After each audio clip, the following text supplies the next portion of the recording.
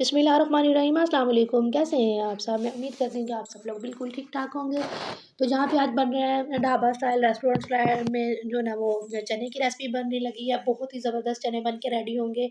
इनको आप रोटी के साथ, नान के साथ और जिस चीज़ के साथ आप चावलों के साथ जिस चीज़ के साथ भी आप खाना चाहें तो आप इसको खा सकते हैं। हमने प्याज़ को किया थोड़ा-सा सॉफ्ट, उसमें डाला है 1 टेबलस्पून लहसुन अदरक का पेस्ट और ये कट करके हमने इसमें टमाटर ऐड कर दिया। इस मसाले को हमने बहुत अच्छे तरीके से भूनना है, इतने अच्छे तरीके से भूनना है कि हमारा जो है ना, ये लहसुन, अदरक, प्याज़ वगैरह कोई चीज़ अलग-अलग से नज़र ना आए, यकजान हो जाए बिल्कुल।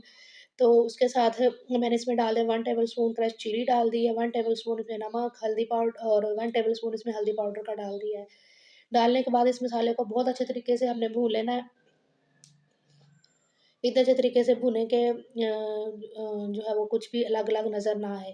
और साथ में मैंने 1 टेबलस्पून इसमें पिसा हुआ ज़ीरा और धनिया पाउडर ऐड कर दिया है। तो ये तमाम चीज़ें डालने के बाद आपने पानी का छींटा लगा के मसाले को अच्छे से भूना। अगर आपका मसाला नीचे लगने लग जाए, तो आपने जो है ना वो उसको पानी का छींटा लगा देना। और यहाँ पे मैंने चने बॉयल कर लिए थे। ये देखें, कितने सॉफ्ट हो चुके हैं ना। इनको अच्छे से मैंने बॉयल कर लिया था कुकर में और 10 मिनट का प्रेशर लगाया था और बहुत अच्छे तरीके से बॉयल हो गए थे।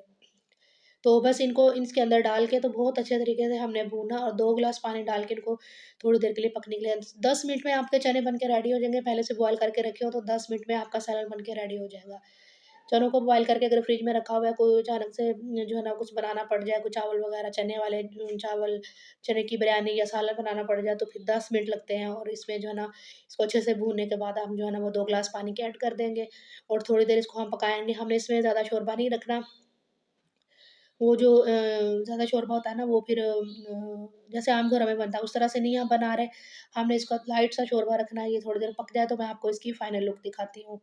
लाइट सी बस ग्रेवी सी होगी इसके अंदर, ज़्यादा शोरबा हमने नहीं रखना। तो ये देखें जनाब, कितने ज़बरदस्त हमारे चने बन के रेडी हुए हैं। इसमें कोई भी लहसुन अदरक कोई चीज़ भी जो है ना वो प्याज़ वगैरह अलग से जो है ना वो देखें नज़र नहीं आ रहा। बहुत ज़बरदस्त सालन बन के रेडी, इतना मज़ेदार बना था कि आप लोग भी इस तरीके से बनाइएगा और मुझे एक प्यारा सा कमेंट करके ज़रूर बताइएगा कि आपको मेरी आज की रेसिपी कैसी लगी है। तो जो इसको डिश आउट कर लें, धनिया और अदरक वगैरह के साथ गार्निश कर लें।